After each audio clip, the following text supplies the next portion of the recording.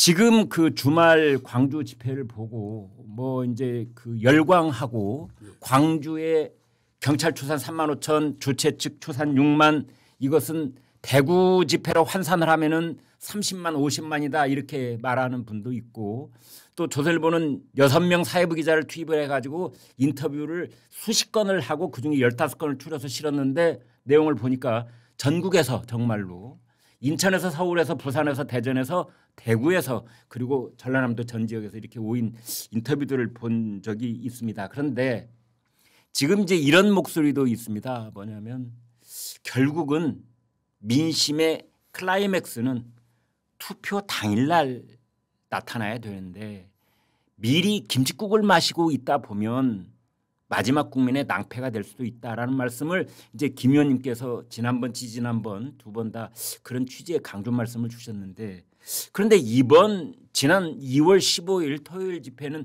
특히 이제 금남로라고 하는 상징적인 장소에서 있었기 때문에 달리 해석도 가능하리라 생각이 듭니다만 국가 비상기도회라는 종교 그 세이브 코리아 이 종교 단체에서 집회 시위를 가져간 그런 행식이지만은 내용은 정치적 집회가 맞는 거죠. 그렇기 때문에 이제 민주당에서 이제 줄곧차게 뭐 민주당 뭐 이재명 대표부터 뭐 박지원 의원까지 많은 의원들이 동원되고 그 관할지 강기정 강주 시장까지도 뭐 전남지사도 나왔다고 그렇죠. 그러고요. 5.18 또 정신을 훼손하는 그런 정치적 행위를 용납할 수 없다. 강주 시민을 우롱하는 처사다. 뭐 여러 가지 수사를 총동원해서 이 집회를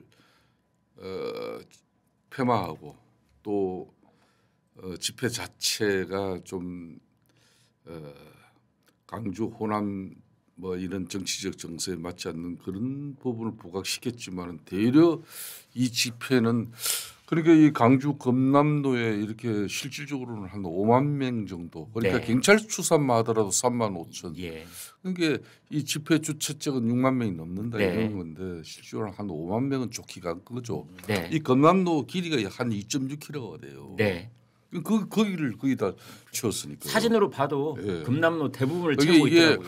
물론 이제 부산의 세계로 교회부터 시작해가지고 이제 개신교 그쪽에 이제 동조하는 목사님들 그 성도님들도 많이 가셨지만은 그러니까 호남 지역에서 저 강진 뭐 해남 뭐 이런 곳에서까지 순천에서 쭉 올라와가지고 다 그 집회에 참석을 했어요. 그러니까 이제 처음에 윤석열 대통령 비상계엄 선포하고 탄핵까지는 이거 뭐 그런 거 하고 넘어갔는데 그 다음에 이게 민주당이 행하는 이런 뭐 모습 정치적 행위 그 연불보다 제밥에 눈이 멀어가지고 사법적인 절차나 또 절차적 정당성 전부 무시해 버리고 오로지 헌재에서 빨리 조기 탄핵 심판만 해라. 그렇게 해서 조기 대선이면은 이재명 대표의 그 사법 리스크를 포함한 뭐 일거의 모든 문제를 다 털어낼 수가 있는 것이다. 또 그러기 위해서는 윤석열 대통령이 이게 저항권 그러니까 방권 행사가 용이치 않게 하기 위해서는 체포영장이 반드시 발부돼야 되고 인신구금해라. 뭐 이런 엄청난 정치적 압박 행위가 이게 선전선동으로 이렇게 비춰질 정도로 컸거든요. 김 의원님 그 말씀을 듣다 보니까 민심이라고 하는 눈에 보이지는 않지만 그 흐름은 우리가 느낄 수가 있는데 참 민감하게 반응을 하고 어제 다르고 오늘 다르고 그런 것 같아요. 왜 계엄 직후에는 계엄의 논란 민심들이 대부분이었다면 지금 말씀하신 그런 일들이 진행이 되면서 오히려 이건 아니잖아. 라고 이제 민주당 쪽에 오히려 혀를 차는 그런 민심이 더 많아지고 있는 게 아닌가 싶어요. 그러니까 이제 이 국민의 생각은 국민마다 달라져요. 국면마다. 그렇겠죠. 그런데 정치하는 사람들은 보면은 정치 집단은 항상 자기 유리한 척으로 늘 해석해요. 아니 민심에 제일 민감한 사람들이 정치인 아닙니까? 그러니까 그런 측면에서 그러니까 이게 평정심을 유지한 국민들의 그런 여론을 중시해야 되는데 자신들에게 유리한 그런 여론 그런 정치적인 환경에 대해서는 빠져버리고 그러니까 나머지는 부정을 해버려요. 흥분하고 있는 소수의 목소리에 더 귀를 많이 기울여 버린다. 그렇습니다. 그래서 지금 이제 국민의힘 그러니까 윤석열 대통령 탄핵을 반대하고 구속을 반대한 그 목소리가 네. 처음에는 윤석열 대통령과 보수의 핵심적 강성 지지층의 이 절규에 가까운 목소리다. 네. 저런 목소리도 당연히 있어야지. 이런 정도로 일을 하다가 이 목소리가 어느 날부터 그냥 보수 우파의 주류가 돼버리고 그 목소리가 전체 장악한 그렇게 해서 국민의힘 지도부도 그분들의 그냥 비율을 또 맞춰야 되고 네. 그런 어떤 이 당의 이 전열이 정비돼가는 그런 모습이 이게 과연 바람직한가? 근데 김 의원님 또 이제 어떻게 보면은 그런 목소리가 결집하고 이때 그 국민의힘 지도부가 거기에 좀 힘을 실어주고 장단을 맞춰주고 현역 의원들이 같이 좀 현장의 얼굴도 보여주고 그러니까 이 뭐 시쳇말로 물 들어올 때 노젓는다 비유가 부적절하긴 합니다만 이 여론이 결집될 때 좀 힘을 모아줘야 되는 측면은 없겠는지. 자 이제 보수 우파의 결집은 예. 제가 지난번 방송에도 이야기했습니다마는 위기를 맞이하는 정당 어느 쪽이든 네. 민주당이 만일 어떤 정치적 위기를 맞이했다. 예. 그러면 진보 좌파 세력들이 먼저 결집을 해요. 네. 그렇게 해서 그전에는 민주당 지지율이 형편이었는데 그때 위기 상황을 이건 갑자기 상대적인 뭐 국민의힘이나 안 그러면 대통령이 뭐 엄청난 탄압이나 뭐 압박이 있어도 그럼 팍 올려버려요. 네. 그렇듯이 이번에는 윤석열 대통령 비상계엄에서 비롯된 대통령이 탄핵 소추 그리고 탄핵 심판이 받는 이 사정이 보수 우파적인 측면에서는 이건 8년 만에 다시 또 위기를 맞이했다. 예. 그렇기 때문에 결집을 한 거예요. 조기 네. 결집.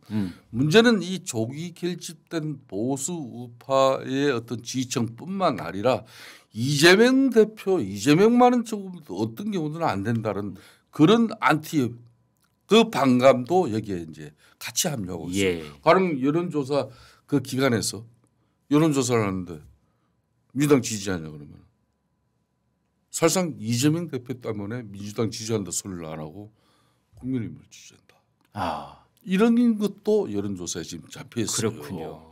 그렇기 때문에 대통령을 만든 집권당으로서 공정한 사법 절차와 절차의 정당성 네. 특히 헌재 같은 경우는 이런 정치적 편향성을 걷어낸 헌재 재판관들의 그런 헌법적인 명확한 가치 속에서 탄핵 심판이 이루어져야 된다. 예.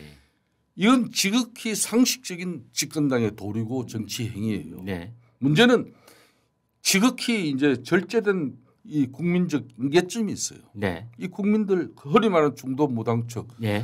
이 국민들 같은 경우는 상식적인 네. 민주당도 그래 탄핵 비상계엄 그거 잘못됐어. 이 부분에 대해서 논리 정연하고 또 자기네들 주장을 이렇게 해나가는 거는 그거는 다 귀담아 들어요. 네. 그런데 가령 민주당 국민들 입장에서 민주당이 그런데 이거 윤석열 대통령 비상계엄 그걸 무조건 내란이라고 그러고 이걸 만일 사법 절차가 있는데도 불구하고 이걸 꼭 체포하고 그것만이 능사인지 네.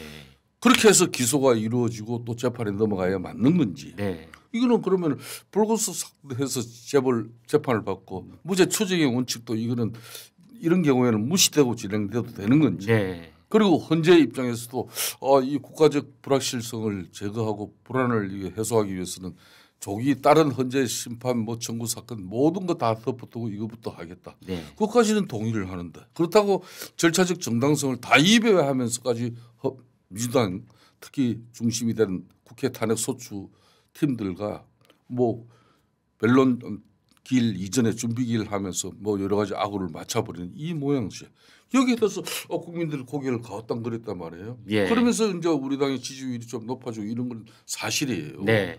근데 그게 이제 그걸로 인해 가지고 계속 그 길로만 가면은 지지율이 계속 올라가냐. 네. 그 인계점이 제가 볼 때는 거의 완 거예요 지금. 3주째 거의 이제.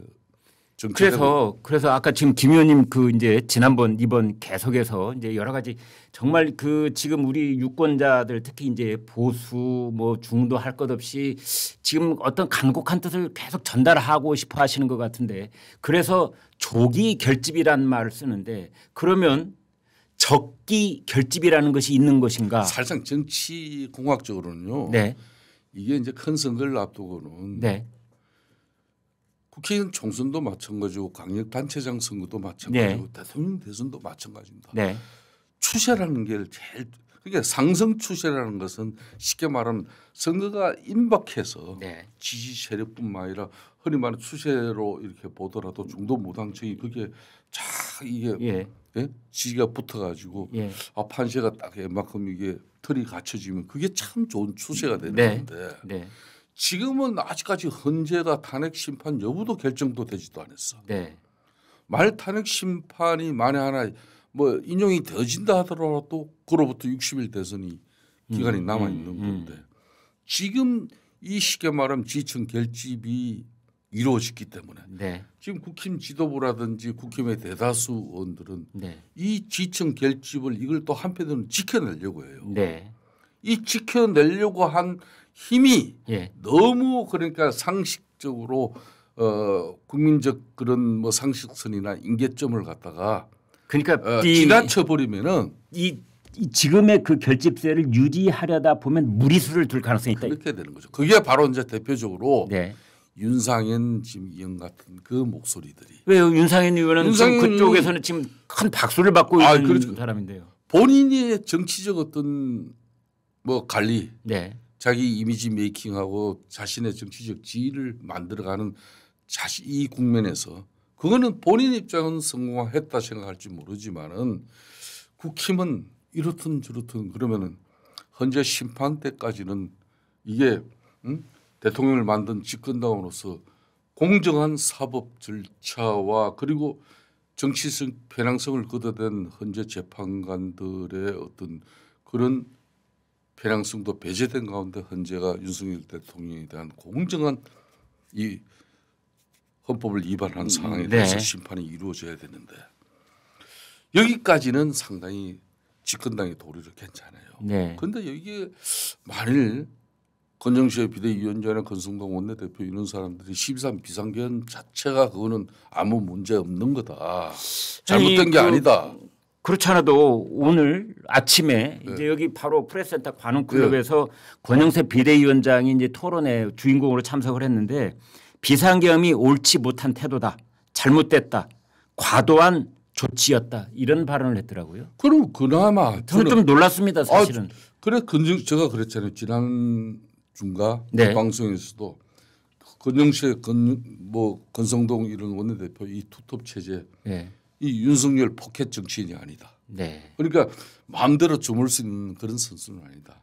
그러니까 윤석열 대통령도 국민의힘이 자신의 포켓 정당으로 인식되어지면 안 된다 이거예요. 국민들이 국민의 상식이 윤석열 대통령이 일정 부분 옥중 정치를 하고 있는데 저 옥중 정치가 일사불란하게 국민의힘이 자신의 포켓 정당처럼 움직이면은 그런 국민들의 특히 중도 무당층에서 그런 인식을 가져버리면은 이건 만일 현재 탄핵 심판에서 좀 불행한 결과가 나오면 우리는 조기 대선을 거의 포기해버려야 되는 상황이 될 수도 제가 지금 그렇기 때문에 그런 측면에서 권정실 비대위원장이 올 프레스센터에서 토론회에 그런 입장을 견지한 것은 이후의 상황이 어떤 상황이 오더라도 일정 부분 우리 이 보수 진영이라는 거는 다양성을 우리가 이렇게 잘못된 것은 잘못된 걸로 인정한 가운데 사법 절차와 헌재 심판이 이루어지는 이런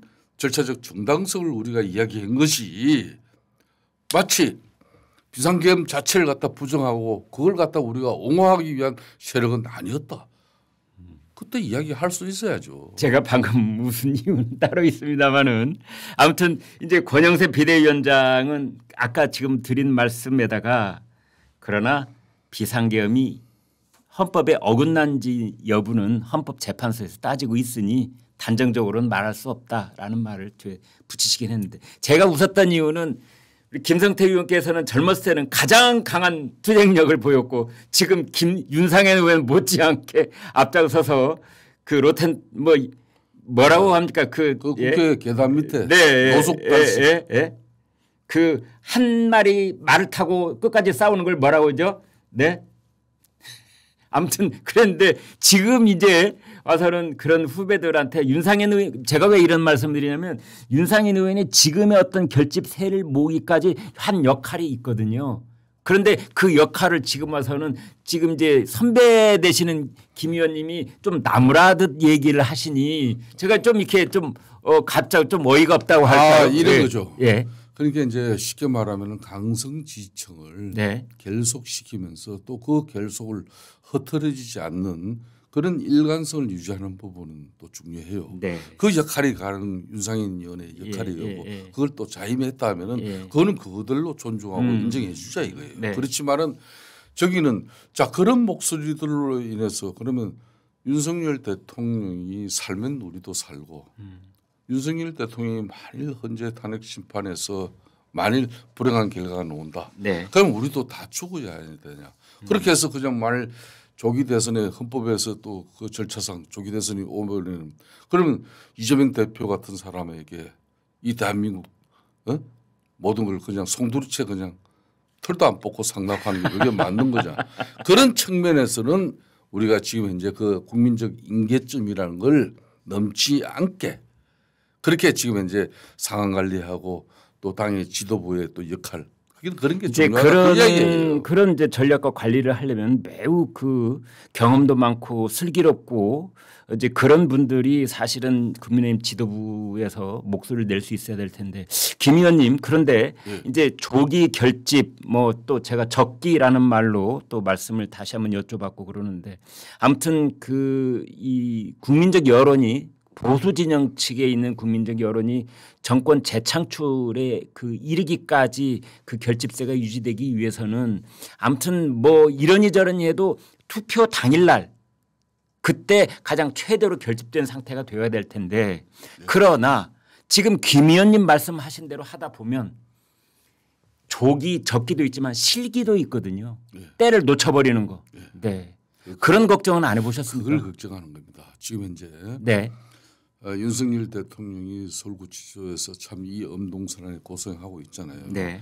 그 뭐 방문객이나 매를 통해 가지고 흔히 말하는 우리 당내 흔히 말하는 잠재적 대권 주자들이 이런 잠룡이라고 일컬어지는 이런 사람들이 쉽게 말하면 조기 대선을 기정사실로 자신의 쉽게 말하면 정치적 행위를 안 하는 게 좋겠다는 게 참 옥중 메시지 아닙니까? 일정 부분 그게 뭐 전달되어지고 있습니다만은 왜 그러겠습니까? 그건 이제 윤석열 대통령 입장에서는 자기는 헌재에서 이 탄핵 심판에서 이게 기각될 수 있다. 자신의 12.3 비상계엄은 정상적인 대통령의 통치권 행위다. 그런데 내란죄는 내란 혐의는 민주당이 프레임을 만들어서 갖다 씌운 거다. 이제 자 이 부분 좋아요. 그 부분에 대한 판단은 국민이 또 하는 게 아니잖아요. 대한민국 사법 절차에 대해서 내란죄 부분은 형사재판은 또 법원에서 할 것이고 헌법 위반 사항에 대한 것은 헌재가 지금 하고 있는 거고 그런 측면에서 국민의힘은 사법 절차와 그리고 절차적 정당성을 위배하면 안 된다. 지금 우리 당이 계속 그걸 엄호하고 있는 것이고 이 그 이제 국민들이 여기까지는 다 괜찮아요. 흔히 말하는 중도적이고 상식적이고 균형적인 우리 국민들 시각은. 그런데 여기에서 우리가 지난번처럼 서부지법의 그런 폭력적 그런 난동 그런 상황은 플러스가 되겠습니까? 앞으로 마이너스가 되겠습니까? 그러니까 항상 정치적 위기가 오면요. 양 진영은 결집을 하게 돼 있습니다. 이번엔 같은 경우는 국민의힘이 조기 결집했어요. 우리에게 위기가 왔기 때문에. 그래서 조기 결집이 된 거고. 그다음에 국민의힘이 조기 결집돼서 민주당이 위태롭다 싶으면 민주당 전통 지지층이 또 결집을 하게 돼요. 이미 민주당도 어느 정도 결집이 돼 있어요. 혹시 저러다 윤석열 대통령 탄핵 심판이 잘못되는 거 아닌가? 저 지지율이 저렇게 높아지면 그런 측면에서 그 민주당 이재명에 대한 그 부분은 정체돼 있지만 민주당 지지율은 거의 뭐 그래도 국민의힘과 별반 차이 없이 자기네들이 또 요 근래는 이기는 걸로 나오잖아요. 그렇듯이 이렇게 보면은 지지층은 항상 결집될 수밖에 없어요. 최종적인 가르마 심판은 누가 하느냐? 중도 무당층입니다. 그런데 김 의원님 결국 이기는 선거를 하기 위해서는 결국은 중도 무당층 그 사람들은 합리적이고 상식적인 선상에서의 대한민국을 고민하는 그런 집단과 그런 또 인물 자, 그러면 마지막 선택지는 그렇게밖에 될 수 없는. 질문을 좀 바꿔보겠습니다. 사실은 뭐 그제 토요일, 어제 일요일, 오늘 아침까지도 지금 언론이 주목하고 있는 것은 광주 금남로인데 어제 광화문에서도 경찰 추산 4, 5만 정도의 사람이 모였거든요. 그런데 지금 이제 그날 모이신 분들은 그 가령 결집이 지금 4만이 모였다면 이게 계속해서 3.1절 거치고 그다음에 대통령에 대한 헌재 선고가 있는 날 이때쯤에는 4, 50만이 모이는 그게 지금 규모의 10배 뭐 100배 자 이렇게 생각을 한다면 지금 조기 결집이라고 말씀하시는 것은 동의하지 못하겠다 그러지 않겠습니까? 그렇지만 이제 또 그 당사자 입장에서는 네. 그런 강경 지지 뭐좀 강성 지지층 입장에서는 그런 입장을 가질 수 있겠지만은 또 정치는 냉철하게 이걸 관찰하면서 저 같은 사람은 윤석열 대통령이 헌재 심판에서 좋은 결과 나오는 게 가장 우리로서는 뭐 걱정을 드러낼 수가 있죠. 기각이 나오는 것 말이죠. 네. 그렇지만 또 그게 우리 뜻대로만 또 안 될 수도 있는 게 또 사법적인 절차고 네. 또 헌재 재판소의 판단이지. 그러면 지금부터 우리가 헌재 재판 심판 자체를 갖다 불복하기 위해서 빌드업 단계로 그러니까 네. 사전 단계로 이렇게 우리 지층을 조기 결집시켜 가지고 우리 말 헌재에서 말 이상한 뭐 판단해 버리면 우리 그냥 안 있을 거야. 이런 정도 일부 엄포 정도 그거는 절차적 정당성을 위배할 수 있는 부분에 대해서 경각심을 주는 의미는 있다고 보지만은 네. 그걸 미리 만일 인용을 해버리면 우리 그냥 있지 않을 거야. 그런 빌드업 단계로 본다 그러면은 제일 먼저 안 좋게 반응할 수 있는 그런 계층이 중도 무당층이 돼버립니다. 그렇다면 위험해지는 거죠. 네, 그렇다면 김 의원님 지금 이제 전체적인 모양 전국 지도를 놓고 보면은 부산역 찍고 동대구역 찍고 광주 금남로 찍고 지금 이제 올라오는 모양새잖아요. 그렇습니다. 그래서 3월 1일 날 이제 큰 집회 대집회를 갖겠다 뭐 지금 이런 구상들을 얘기하고 있는데 그렇다면 그날 지금 말씀하신 바 제일 중요한 거는 그날 이른바 이제 중도층에 계시는 분들이 정말 그 자진해서 그 집회에 함께 동참을 한다든지 의견을 함께 하는 것 이게 이제 중요하다 관건이다 그러셨는데 저는 그렇습니다. 이제 지금까지 윤석열 대통령의 체포 구금을 반대하고 또 탄핵 심판에서 탄핵을 또 반대하는 그런 국민들의 목소리가 저렇게 다양하게 나오고 있구나. 네. 특히 2030 세대들까지 이제 합류한 이런 네. 계층의 차이도 이제 극복하고 있구나. 이번에 광주 집회도 2030들의 그렇습니다. 목소리가 많이 인용이 돼 있어요. 2030의 그 청년들이 제일 집회 주최처 네. 제일 앞부분을 차지하고 있었죠. 네, 그렇습니다. 그게 자발적이죠. 그런 부분이. 그걸 누가 인위적으로 강제적으로 동원하고 또 건품을 살포해가지고 그 사람들에게 집회 참가를 독려하고 그런 거 아니지 않습니까? 네.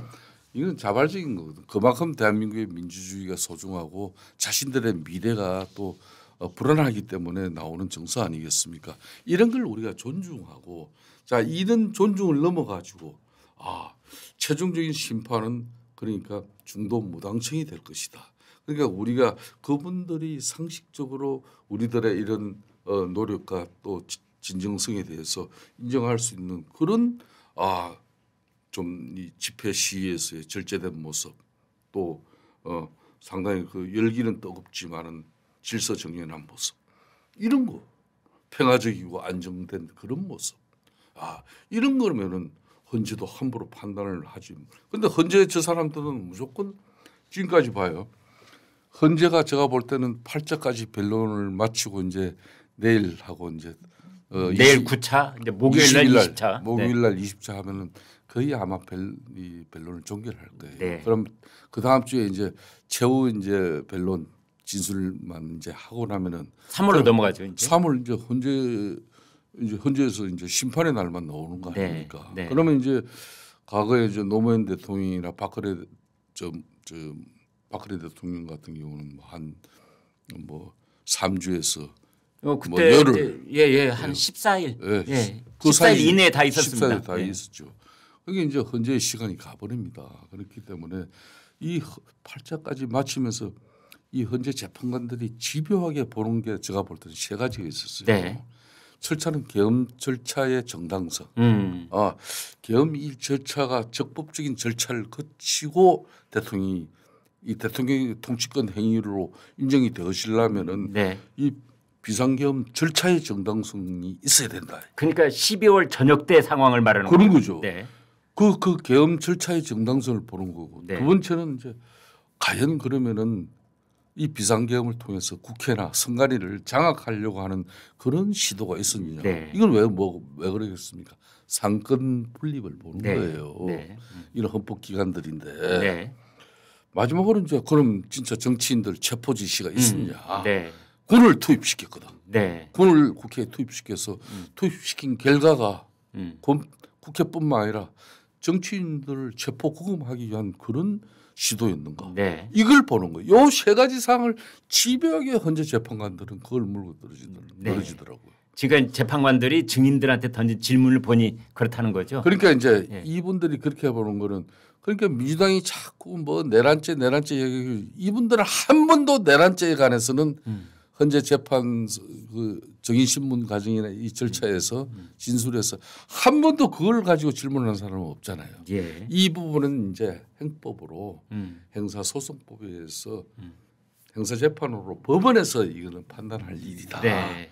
자기네들은 오로지 이 대통령이 있는 통치권 행위라고 이렇게 비상계엄을 선포했는데 이게 헌법을 침해했는지 이런 사실관계 확인에 주력하고 있었던 거예요. 네. 네. 그러니까 탄핵 여부를 가를 수 있는 그런 기준점으로 부각된 겁니다. 이 세 가지 내용들이. 네. 네. 그러면 그런 측면에서 저는 유추를 해볼 때 우리 입장에서 지금처럼 강서지청의 몫을 받아서 뭐 대통령이 그냥 탄핵이 기각되면은 그건 얼마나 좋겠습니까만은 그렇지 못한 상황에 대해서도 이 공당인 집권당인 국민의힘은 다방면의 준비를 해두고 있어야 된다는 거예요.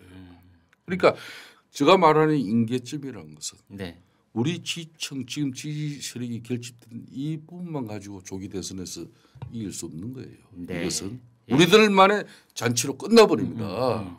그러면 문재인 대통령 때도 한번 보십시오. 41%대 받은 문재인 대통령 박근혜 대통령 탄핵 이후에 조기 대선에서 당선됐잖아요. 그때 우리는 그때 홍준표 대표, 안철수, 유승민 이 세 사람이 48% 넘는 쉽게 말하면 득표를 가져갔음에도 불구하고 문재인에게 졌어요. 네. 그 문재인이 당선되자마자 인수위도 안 가지면서 적폐청산이라는 미명하에 전직 대통령 두 사람 깜빵 집어넣고 또 무려 1,000명 가까운 그 공직자들 수사해서 5명에 대한 아까운 목숨을 잃었고 수사 도중에 네. 목숨을 끊었지 않습니까? 네. 그리고 5년 동안 자기들 마음대로 그냥 그 엄청난 그냥 그렇게 해서 얼마나 볼상 사놓았으면은 야 이런 세상 두 번 다시 국민들이 맞이하면 안 되겠다 해서 5년 만에 다시 대통령이 탄핵당한 그 정당에서 만든 대선 후보를 지난 2022년 3년 전에 윤석열 대통령을 찍어준 사람들이 바로 그 국민이에요. 네. 이 국민들은 제가 말하는 임계점이라는 것은 민주당도 내란죄에다가 뭐 윤석열 대통령이 뭐 이 비상 댓글이라는 게 이게 뭐 비상계엄이라는 게 이렇게 위헌 위법이라 해도 이 주장도 있는가 하면은 대통령이 통치권 행위다. 그런데 통치권 이 행위를 비상 대권으로 가져갈 수밖에 없었던 그 사유는 170석이 넘는 그대 입법 권력을 가지고 이재명 대표 중심의 이 민주당이 일사불란하게 이재명의 사법리스크를 극복하기 위한 수단으로 국회를 가동시키고 또 입법을 자기들 마음대로 단독을 만들어서 그냥 대한민국을 엉망으로 만들어버리고 거기다 헌법기관장인 감사원장도 자기들 마음에 안 든다고 탄핵시켜버리고 검사들 장관들까지 이러니까 나라 운영이 제대로 되지 않더라. 일정 이 부분에 대해서는 국민적 그 공감과 지지가 왔잖아요. 네. 그런 게 지금 지지율에 반영돼 있는 거예요. 그러니까 국민은 그런 거 다 인정하면서 그렇지만은 이게